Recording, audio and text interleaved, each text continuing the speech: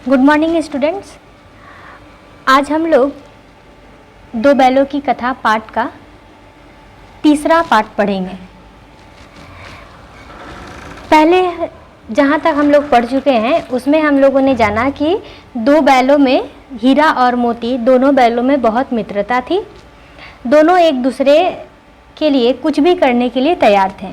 पर अचानक होता क्या है कि झूरी का जो साला होता है गया, उसके हाथों झूरी दोनों बैलों को दे देता है कुछ दिनों के लिए। पर दोनों बैलों को ऐसा लगता है कि झूरी ने उन दोनों बैलों को बेच दिया है, जिससे वो लोग दोनों आपस में बातें करते हैं कि यदि मेरे मालिक हमें बेचना ही चाहते थे तो इससे अच्छा होता वो हमसे अधिक से अधिक काम करवा लेते, हम तो उनके लिए कुछ भी करने के लिए तैयार थे।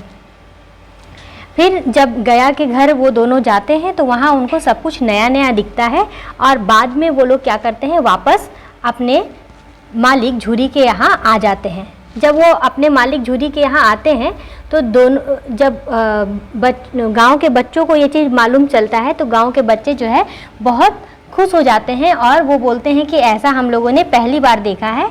और उनको सम्मान देने के लिए, दोनों बैलों को सम्मान देने के लिए कोई उनके लिए रोटियां लाता है, कोई गुड़ लाता है और कोई चोकर लाता है। यहाँ तक पढ़ाई पिछले वीडियो में हम लोगों ने किया था। आज के वीडियो में इसके बाद का जो पोर्शन है वो पढ़ेंगे। अब जब सभी बच्चे उनको दोनों बैलों को गुड़, कोई चोकर खिलाता है, उसके बाद बहुत सारे बालक आपस में बात ये करते हैं कि ये ऐसे बैल किसी के पास ना होंगे। मतलब बैलों की तारीफ करते हैं कि ये जो दोनों बैल है, ऐसे बैल और मैंने कहीं नहीं देखा। दूसरे ने समर्थन किया, इतनी दूर से दोनों अकेले चले आए हैं। तीसरा बोला, बैल नहीं है, वे उस जन्म के आदमी हैं। अब एक बच्चा जो है, उन्हीं बालकों में एक बच्चा ये बोलता है कि ये लोग दोनों इतने समझदार है, ऐसा नहीं लगता कि ये लोग दोनों बैल है, बल्कि ऐसा लगता है कि पिछले जन्म में ये लोग कौन थे, आदमी थे। इसका प्रतिवाद करने का किसी को साहस ना हुआ। मतलब इस बात को खारिज करने, इस बात को नकारने का किसी को साहस नहीं हुआ कि वो बैल नहीं बल्कि आदमी की तरह काम कर रहे हैं। झूरी की स्त्री ने बैलों को द्वार पर देखा तो जल उठी, बोली कैसे नमक हराम बैल हैं कि एक दिन वहाँ काम न किया, भाग खड़े हुए। अब चूँकि दोनों बैल झूरी के पास वापस आ गए थे गया के घर से, इसलिए झूरी की पत्नी को ये चीज़ बहुत बुरा लगता है और वो बोलती है कि दोनों बैल जो है एक नंबर के नमक हराम है। मीन्स ये मालिक के बात भी नहीं, मालिक के बात को भी दोनों बैलों ने न माना और वो गया के घर से भाग आए। झूरी बैलों पर यह आक्षेप ना सुन सका। झूरी को ये बात बहुत बुरा लगा कि उसकी स्त्री उन्हें दोनों बैलों को नमक हराम कह रही है। तब झूरी कहता है कि वो नमक हराम नहीं है, वो दोनों बैल इसीलिए भाग आए हैं क्योंकि उन्हें चारा दाना न दिया होगा। तब उनकी स्त्री कहती है, बहुत ही रोब के साथ कहती है कि नहीं, चारा दाना तो सिर्फ तुम ही खिलाते हो, सभी तो पानी पिला पिला कर रखते हैं। फिर झूरी जो है चिढ़ा कर बोलता है, चारा मिलता तो क्यों भागते। झूरी बोलता है दोनों बैल इसीलिए भागे हैं क्योंकि उन्हें चारा नहीं दिया गया होगा। फिर झूरी की पत्नी चिढ़ जाती है और चिढ़कर वो बोलती है कि वे लोग तुम जैसे बुद्धुओं की तरह बैलों को सहलाते नहीं, खिलाते हैं तो रगड़ कर जोतते भी हैं। मीन्स झूरी की पत्नी कहती है कि तुम्हारी तरह मेरे भाई नहीं है कि सिर्फ बैलों को खिलाए, वो जितना खिलाता है उतना ही बराबर वो काम भी करवा लेता है।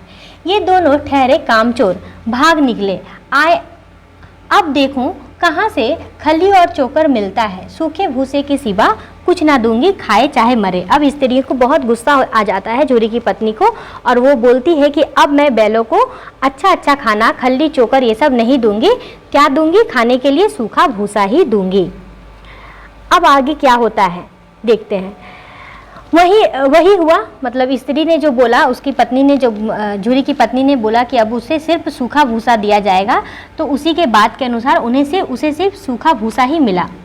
पर मजूर को कड़ी ताकीद कर दी गई कि बैलों को खाली सूखा भूसा दिया जाए। मजूर कौन था? तो मजूर झूरी के यहाँ काम करने वाला एक व्यक्ति था। तो मजूर को झूरी की पत्नी ने कहा कि ये तुम्हारी जिम्मेदारी है, तुम इस चीज़ की देख रेख करो कि बैलों को सिर्फ और सिर्फ सूखा भूसा ही खाने को दिया जाए। बैलों को नाद में खाना दिया गया, पर बैल जब खा रहे थे तो उन्हें सब फीका फीका लग रहा था और बैल बहुत ही उम्मीद के साथ अपने मालिक झूरी की ओर देख रहा था कि झूरी कुछ ना कुछ जरूर करेगा। पर झूरी भी मजबूर था, वो कुछ नहीं कर पाया। झूरी जो है मजूर से कहता है कि तुम थोड़ी सी खल्ली डाल दो, पर मजूर भी ये काम करने से कतराता है। वो बोलता है कि नहीं, मैं नहीं करूँगा, यदि मैं करूँगा तो मालकिन मुझ पर ही गुस्सा करेगी और अंत में आप भी जो है बदल जाएंगे, आप भी अपनी पत्नी के साथ अपनी पत्नी की साइड लेंगे, इसलिए मैं दोनों बैलों को सिर्फ सूखा भूसा ही दूंगा। अब दूसरा दिन होता है। दूसरे दिन क्या होता है, दूसरे दिन झूरी का साला फिर आता है और फिर जो है दोनों बैलों को वो अपने साथ ले जाता है। अब इस बार दोनों बैलों को वो गाड़ी में जोतता है, मतलब गाड़ी में बांध कर ले जाता है। पहली बार क्या होता है कि ऐसे ही ले जा रहा था, जिससे एक बैल कभी इधर भाग रहे थे, कभी दाएं भाग रहे थे, कभी बाएं भाग रहे थे। अब झूरी का साला गया थोड़ा दिमाग लगाता है और अब दोनों बैलों को वो गाड़ी में जोतता है। पर गाड़ी में भी जब जा रहे होते हैं तो मोती क्या करता है, कभी गाड़ी को कभी मतलब यहाँ पे लिखा हुआ देखो, संध्या के समय गाड़ी को सड़क की खाई में गिराना चाहा, पर हीरा संभाल लिया। मोती क्या करता है, सोचता है कि गाड़ी को सड़क की खाई में गिरा देंगे और जब गाड़ी गिर जाएगी तो हम लोग भाग निकलेंगे। पर हीरा जो था वो बहुत ही सहनशील था। मोती को बार बार समझाता है कि तुम ऐसा नहीं कर सकते और अंत में वो लोग दोनों संध्या के समय फिर से जो है गया के घर पहुंच जाते हैं। उसने दोनों को मोटी रस्सी से बांधा और कल की शरारत का मजा चखाया। अब क्या होता है, संध्या के समय जब वो लोग दोनों हीरा और मोती गया के घर पहुंचते हैं तो गया क्या करता है, दोनों बैलों को मोटी रस्सी से बांध देता है और बांध देने के बाद उनको मजा चखाता है। मीन्स वो लोग भाग गए थे तो उनका बदला लेता है गया। कैसे लेता है देखते हैं। फिर वही सूखा भूसा डाल दिया, अपने दोनों बैलों को खल्ली चुनी सब कुछ दिया। गया के घर और पहले से 2 बैल और थे, हीरा और मोती को भी ले जाता है, तो टोटल उसके घर में 4 बैल हो जाते हैं। तो पहले से जो दो बैल थे उनको वो अच्छे अच्छे भोजन देता है, खल्ली चूनी भूसा ये सब देता है, पर हीरा और मोती को सूखा भूसा डालता है। दोनों बैलों का ऐसा अपमान कभी ना हुआ होगा। उन लोगों को बहुत बुरा लगता है अपने साथ इस तरह का बिहेव करते हुए। झूरी उन्हें फूल की छड़ी से भी न छूता था। अब वो लोग अपने मालिक झूरी को याद करने लगता है कि झूरी ने उन्हें आज तक कभी नहीं मारा। अब क्या होता है, दूसरा दिन होता है। दूसरे दिन गया ने बैलों को हल में जोता, पर इन दोनों ने जैसे पाँव न उठाने का कसम खा ली थी। अब क्या होता है, दूसरे दिन गया दोनों बैलों को अपने खेत ले जाता है और खेत ले जाके उनसे काम करवाता है। उनको बहुत मारता है, बहुत पीटता है, पर फिर भी दोनों जो है एक जरा हिलते नहीं हैं, काम नहीं करते। एक बार जब उस निर्दयी ने हीरा की नाक पर खूब डंडे जमाए तो मोती का गुस्सा काबू के बाहर हो गया। हल लेकर भागा। हल, रस्सी, जुआ, जोत सब टूट टाट कर बराबर हो गया। गले में बड़ी बड़ी रस्सियाँ ना होती तो दोनों पकड़ाई में ना आते। अब क्या होता है कि दोनों बैलों को जब गया जो है हीरा को जब बहुत मारता है, क्योंकि वो लोग दोनों काम नहीं कर रहे होते हैं, इसलिए जब हीरा दोनों बैलों को हीरा को बहुत मारता है गया, तब क्या होता है, मोती को आ जाता है बहुत गुस्सा और वो बहुत ही ताकत के साथ रस्सी को तोड़ते हुए, जुआ जोत सब कुछ तोड़ते हुए भाग जाता है। पर बैलों की जो गर्दन में रस्सी थी वो बहुत लंबी थी और उस लंबी रस्सी को गया फिर से पकड़ लेता है और दोनों को फिर टानते हुए अपने घर ले जाता है। हीरा ने मुख भाषा में कहा, भागना व्यर्थ है। हीरा फिर से मोती को समझाता है। हीरा बहुत समझदार है। हर पैराग्राफ में आप लोग देखोगे हीरा जो है मोती को हर समय कुछ ना कुछ समझाता रहता है। तो हीरा फिर से उसे समझाता है कि भागना व्यर्थ है, हमें भागना नहीं चाहिए। मोती ने उत्तर दिया, तुम्हारी तो इसने जान ही ले ली थी, अब की बड़ी मार पड़ेगी। पढ़ने दो, बैल का जन्म लिया तो मार से कहाँ तक बचेंगे। अब जो है मोती बोलता है कि अब क्या, भागते नहीं तो क्या करते, वो तो तुम्हें इस तरह मार रहा था कि जैसे लग रहा था कि तुम्हारी जान ही वो ले लेंगे। फिर हीरा बोलता है कि पकड़े जाएंगे तो अब बहुत मार पड़ेगी। हीरा कहता है कि हमें मार से डरना नहीं चाहिए क्योंकि हम बैल हैं। तुम लोग जानते हो कि बैल और पशुओं को कुछ थोड़ा बहुत इधर उधर करने से, डंडे से बहुत मारा जाता है, ठीक है। तो इसलिए वो बोलते हैं कि बैल में जन्म लिया है तो अब हमें मार खाना ही पड़ेगा, मार से हम नहीं बच सकते। गया फिर क्या करता है, 2 आदमियों को ले जाता है और फिर दोनों बैलों को पकड़कर अपने घर ले आता है। अब मोती दिल में ऐड कर रह गया, गया आ पहुंचा और दोनों को पकड़कर अपने घर ले गया। कुशल हुई कि उसने इस वक्त मारपीट न की, नहीं तो मोती भी पलट पड़ता। उसके तेवर देखकर गया और उसके सहायक समझ गए कि इस वक्त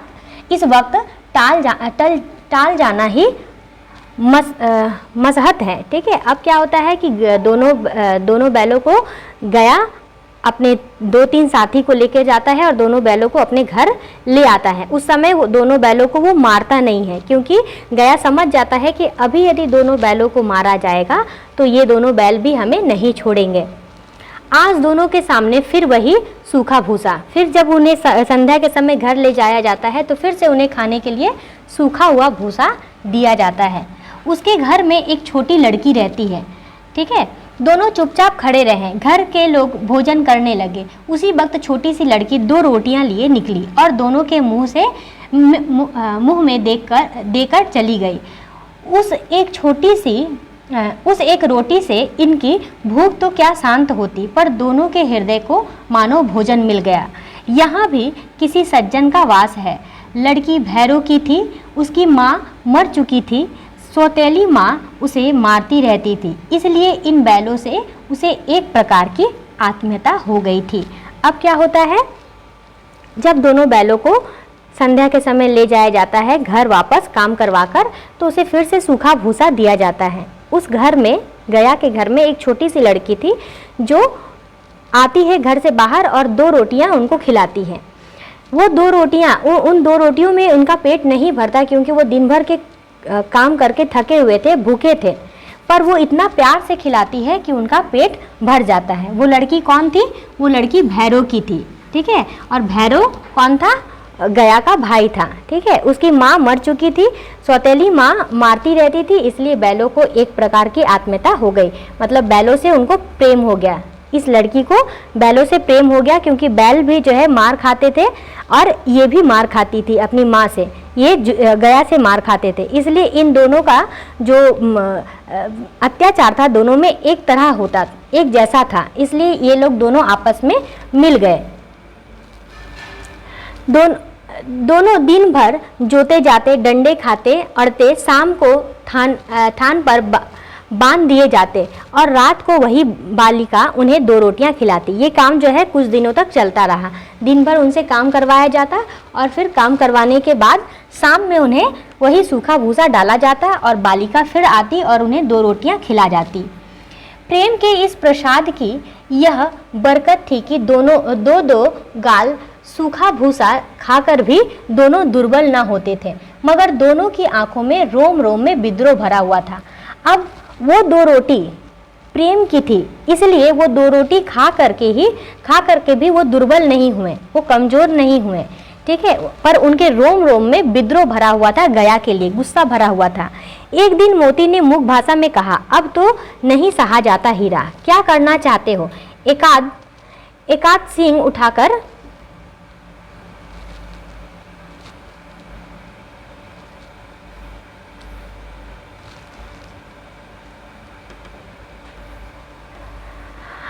लेकिन अच्छा, वो बोलता है कि अब क्या करना चाहते हो, अब हमें क्या करना चाहिए? तो वो मोती बोलता है कि अब हमें फिर से भाग जाना चाहिए।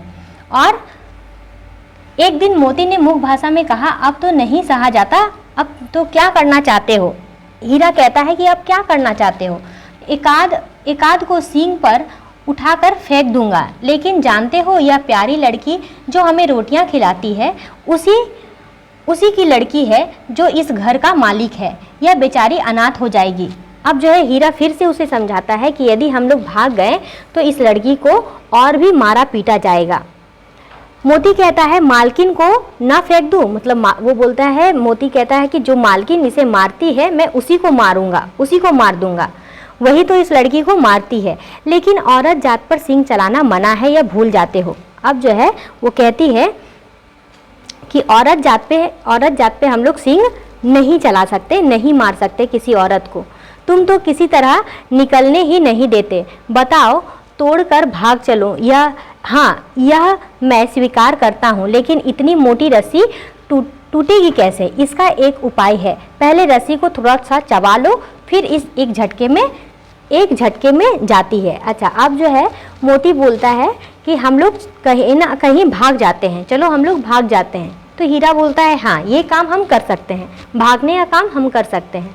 पर फिर सवाल उठता है कि हमें तो बहुत मोटी रस्सी से बांधा गया है, तो हम भागेंगे कैसे? तो दोनों डिसाइड करते हैं कि थोड़ा थोड़ा जो है रस्सी को चबाया जाएगा तो रस्सी पतली हो जाएगी और फिर हम इसे तोड़कर भाग जाएंगे।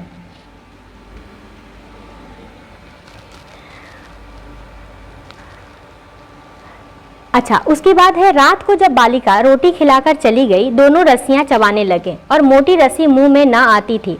बेचारे बार बार जोर लगाकर रह जाते। सहसा घर का द्वार खुला और वह लड़की निकली। दोनों सिर झुकाकर उसका हाथ चाटने लगे। दोनों की पूंछ खड़ी हो गई। उसने उनके माथे सहलाए और बोली, खोले देती हूँ, चुपके से भाग जाओ, नहीं तो यह लोग मार डालेंगे। आज घर में सलाह हो रही है कि इनकी नाकों में नाथ डाल दिया जाएगा। अब जो है वो लोग दोनों कोशिश करते हैं कि रस्सी जल्दी से जल्दी टूटे और हम भागे, पर रस्सी इतनी मोटी रहती है कि टूटती ही नहीं है। फिर थोड़ी समय के बाद क्या होता है कि वो लड़की घर से बाहर निकलती है और लड़की कहती है कि मैं तुम्हारी रस्सी को खोल देती हूँ और तुम लोग भाग जाओ, क्योंकि घर पे ये बात चल रही थी कि तुम्हारे नाकों में जो बैल या गाय बहुत शरारत करती हैं तो उनके नाकों से जो है रस्सी बांधी जाती है, ठीक है, ताकि उनको तकलीफ हो, और तकलीफ होगा तो वो जो है शरारत कम करेंगे। तो ये चीज़ करने की बात चल रही थी, इसलिए वो लड़की क्या करती है, दोनों को खोल देती है।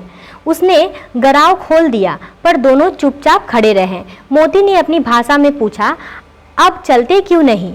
हीरा ने कहा, चले तो, लेकिन कल इस अनाथ पर आफत आएगी, सब इसी पर संदेह करेंगे। सहसा बालिका चिल्लाई, दोनों फूफे वाले बैल भागे जा रहे हैं। ओ दादा, मैं दोनों बैल भागे जा रहे हैं, जल्दी दौड़ो।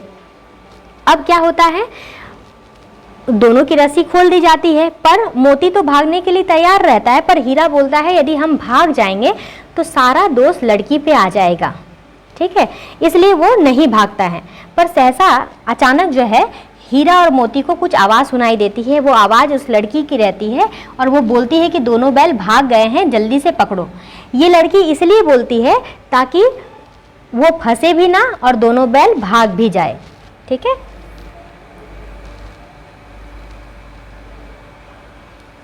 आगे गया हड़बड़ाकर भीतर से निकलता है और दोनों बैलों को पकड़ने की कोशिश करता है, पर क्या होता है, दोनों बैल हाथ में नहीं आते हैं, दोनों बैल भाग जाते हैं। मार्ग में, रास्ते में वो जहाँ से वो जा रहे होते हैं सब कुछ परिचित मार्ग उन्हें लगता है और एक गांव मिलता है जहाँ पर जो है एक खेत रहता है, ठीक है। हीरा और मोती को बहुत भूख लग रही होती है और दोनों हीरा और मोती उस खेत में घुसकर मटर खाने लगते हैं, ठीक है। दोनों को भूख से व्याकुल हो रहे थे। खेत में मटर खड़ी थी, चरने लगे। रह रहकर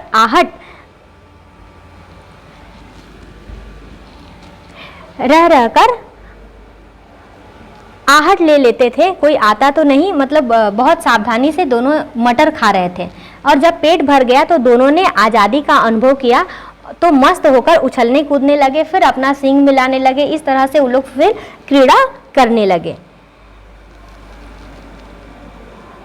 अरे यह क्या, कोई सांड डाकता चला आ रहा है। अब जो है जब वो लोग खेल रहे थे आपस में, तो वो लोग देखते हैं कि एक सांड आ रहा है और वो सांड जो है दोनों मित्र बगले झांक रहे थे, मतलब दोनों मित्रों को बहुत डर लगने लगा कि अब सांड आ रहा है और अब जो है उन्हें वो मार डालेगा। पर उस समय मोती ने मुख भाषा में कहा, बुरे फंसे, जान बचेगी तो उपाय सोचो, जान बचेगी कोई उपाय सोचो। हीरा ने चिंतित स्वर में कहा, अपने घमंड में भूला हुआ है, आरजू बिनती न सुनेगा, भाग क्यों ना चले, ठीक है। अब जो है हीरा कहता है कि मोती कहता है कि कुछ अब उपाय सोचो कि हम लोग कैसे इस सांड से बचे। तो हीरा कहता है कि ये बहुत घमंडा है, यदि इसको विनती करेंगे कि मुझे छोड़ दो तो ये सांड हम लोगों को नहीं छोड़ेगा, ये और हमें मारेगा। और अंत में होता यूँ है कि सांड को ये लोग दोनों आपस में मिल करके मार भगाते हैं। ठीक है, आज के लिए यहाँ तक। नेक्स्ट वीडियो में हम लोग आगे की पढ़ाई करेंगे। Okay, thank you.